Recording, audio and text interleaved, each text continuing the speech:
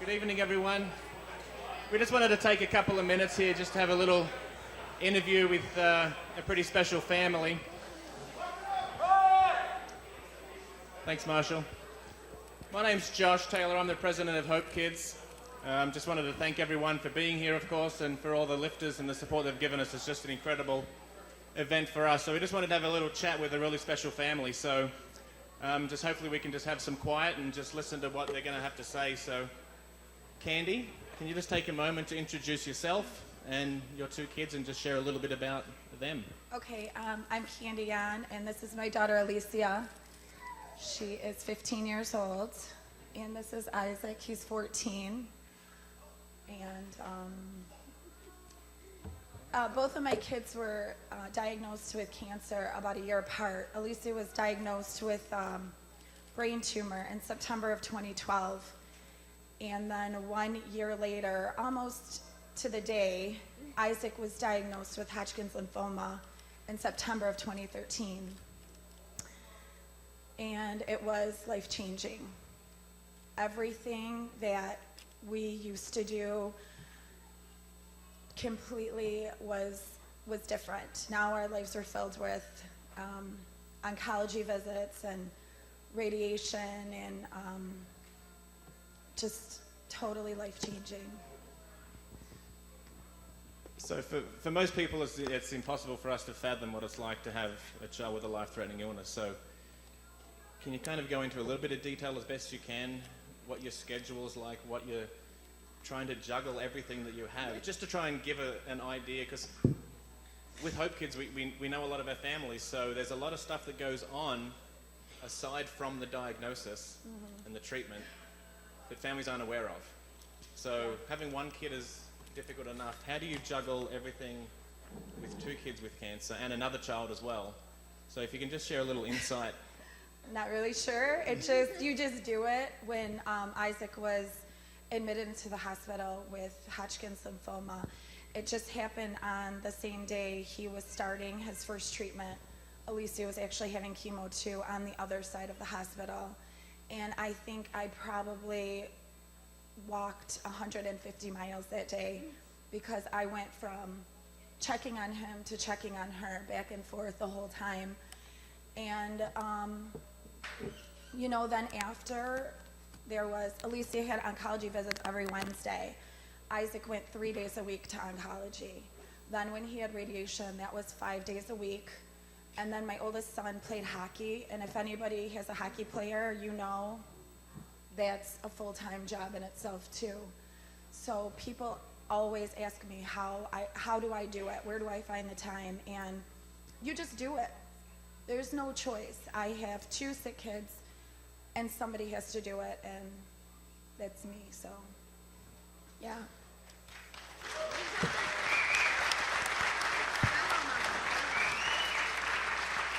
Aww, my babies. So when you heard the words, your child has cancer, obviously you said that your world was turned upside down, and from that point on, everything changed. In terms of family and friends and support, how was that? Did you have any preconceived idea how you were going to handle it in advance, or did it turn out like you thought, or was anything different, anything surprise you about that? It was different because, you have friends and you have family and people that you're very close to, and initially everybody is, what do you need? What can I help you with? What can I do for you? And then little by little, people stop calling and people stop, coming around, and you run into people every once in a while and they're like, oh, how are the kids? And I'm like, well, we're still going through it. And so, yeah, it definitely changed with support from friends and family. And then you have some people that are really supportive, some friends and family that are always there, so you lose a lot. And you need that support, right? It's critical. You do, absolutely. What would you like to say, sir? And, when my sister was diagnosed and they told her that she had a tumor in her brain, of course, my mom bawling her eyes out, my sister crying. Well, and then almost a year later, the doctor told me I had a mass in my chest. My mom's crying, and I'm just sitting next to her, and I say, I'm going to be fine, Mom. Everything's going to be okay, because I just knew that it was going to be fine, and I was going to be okay, and everything was going to be great. So where are you at with your treatment? I'm in remission. I've been...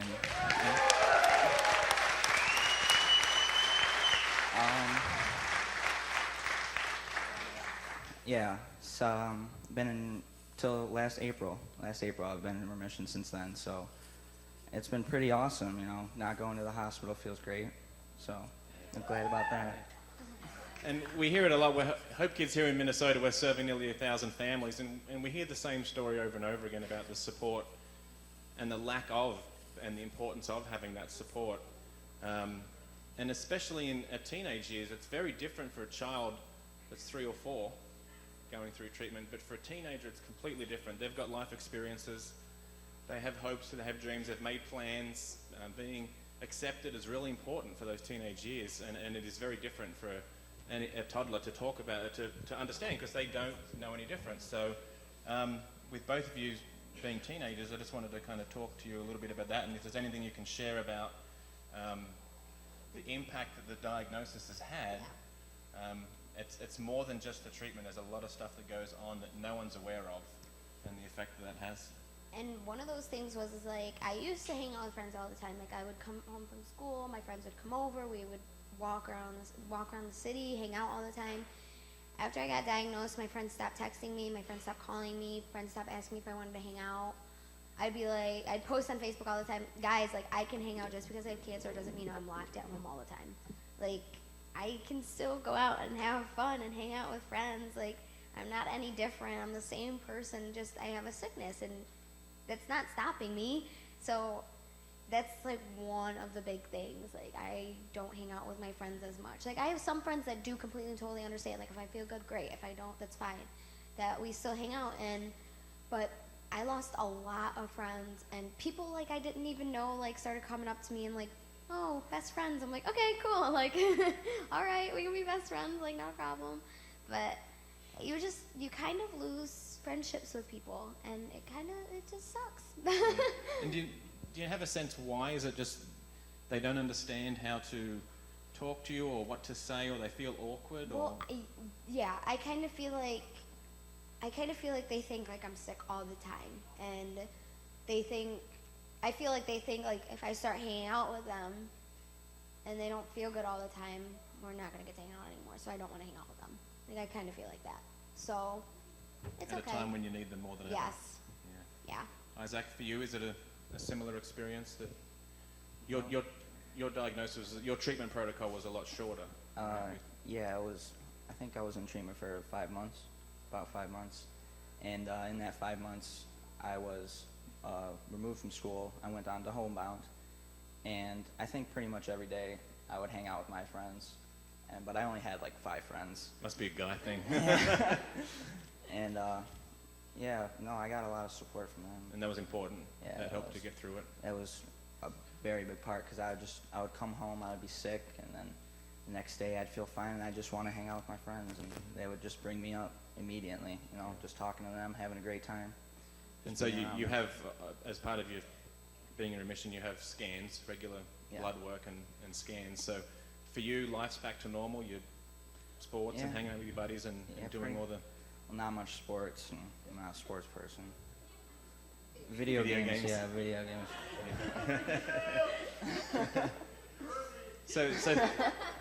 So Alicia and Isaac had shared that his treatment's finished and he's just in follow-up. So can you speak a little bit about where you are with your treatment?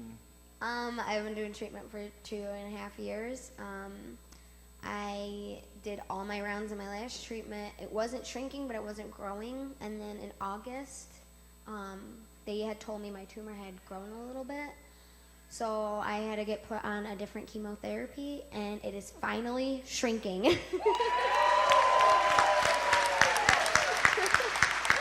Finally. After 2.5 years. Like, I did the last one for 2 years, and like I said, it wasn't growing, but it wasn't shrinking, and I do this one for 4 months, and it's finally shrinking. So that 4 months is Yes. You just finished? No, not yet. No.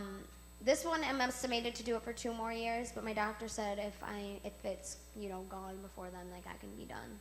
So I'm like, please be gone, please. So Candie, how did you get involved with Relentless? What was your introduction? You're from Detroit, Yeah. Detroit area.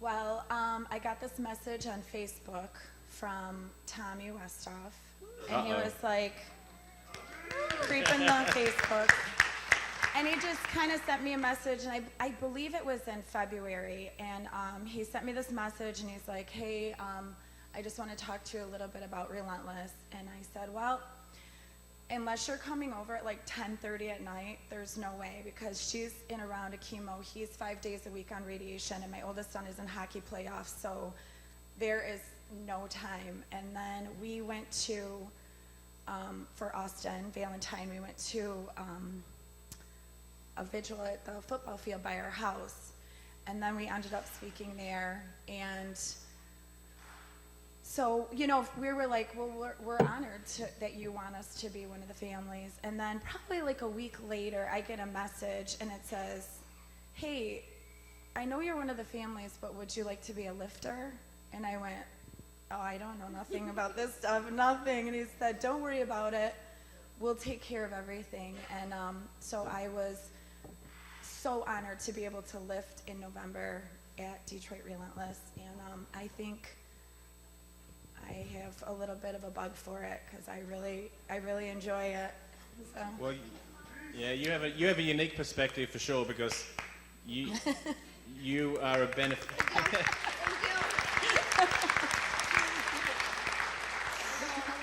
So you're the beneficiary of Relentless. Yeah. But you're also a participant of Relentless. So really unique perspective. So can you share a little bit about both sides of it and the impact that Relentless has had on you and your family? It has been. In 2 words. Oh, I'm just kidding. Freaking awesome. Thank you.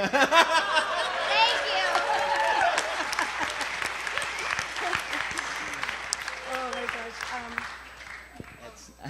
Do it in 144 characters. OMG. No, when I actually told my friends my mom was lifting, they were like, oh, that's weird. And I was like, oh, no, she's not all bronzed out, Mrs. Olympia. Yeah, no. My friends were just like, wow, that's weird. And I go, yeah, my mom could probably break you. So, no, and when I see her lifting, I don't know. It's just, she's probably one of my hero to me, Yeah. I love her so much. And I love her so much. And all the people from, like, I was nervous to join Relentless, and I am so happy I did, because I've got to meet so many great people and so many great families, and just made so many new friends, and I love every single one of them, and every single person from Relentless is family, and I love them all. So that's where it is right there. Relentless came into our lives when financially, I'm a single parent who's self-employed. And if I don't work, I don't make money. And that's a one income household. And Relentless came to us in like financial turmoil. But I always say, and I will say it 110%, financially it is amazing. But the support is undescribable. It is undescribable. And, when you're just having those days and you're just feeling down or whatever, you get messages from people, and people that I don't even know, and they send the kids cards, or they send a little gift, or they just send me a message, how you doing? And that is so important, because you sometimes you could be in a room full of people and you feel absolutely alone because nobody understands. But when you're in a room full of these people, it's a totally different feeling. Like Alicia said, it's family. And that's the support you need. That's the support you need. Yeah, there's plenty of peer-reviewed journal information from the medical world out there that says that families that are dealing with a child with a life-threatening illness need to be immersed in a thriving support community, because they are going to do better. They are going to. It's not a cure. A support group is not a cure for the illnesses, but it's a very important aspect that goes along with the hospitals and the treatment and the doctors. It's part of it. You have to have that, and kids hanging out with other kids that understand their journey is critical as well. And the medical world knows that they're going to present better, they're going to do better through their treatment as a result of having that support. And I think that's what Relentless and Team Hope is all about, and also HopeKids, the beneficiaries of Relentless. We want to provide that support community, that love and community that these families need. And so for HopeKids, that when you guys support and raise the money, it's going to support HopeKids. We have a chapter here in Minnesota, we have one in Texas, Utah, and also Arizona. We're serving about 3,500 families across those states, and they've all got stories just like Candie's family.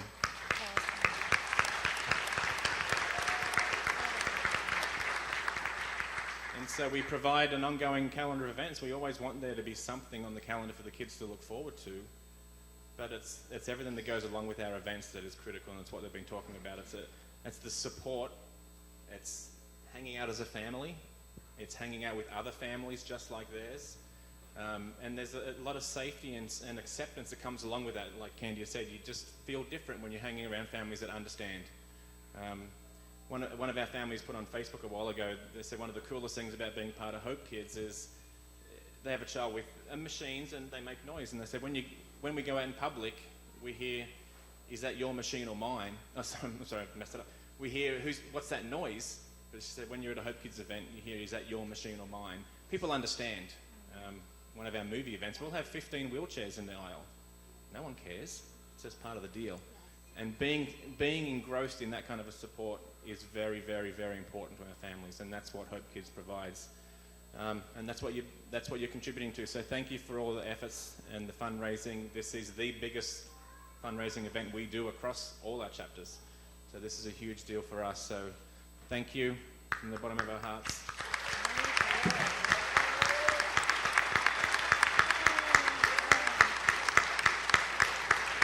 And Candie's lifting tomorrow.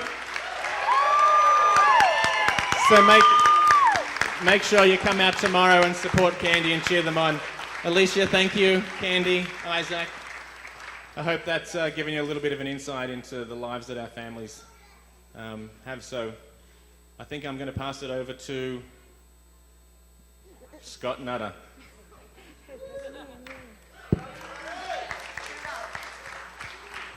All right, one last time before we close, because we will close here in just a couple seconds. Nothing, keeping with the freaking awesome theme. As Josh said, what's more freaking awesome than this family? The fact that this family came here all the way from Detroit, paid their way to be here and to serve, to raise hope and be a part of this. And not only that, as Josh said, she'll be on the stage tomorrow. If you ever had a reason to come back, you now do. Who cares about the freak show? And last I looked, Candie had raised about $3,000 on her page.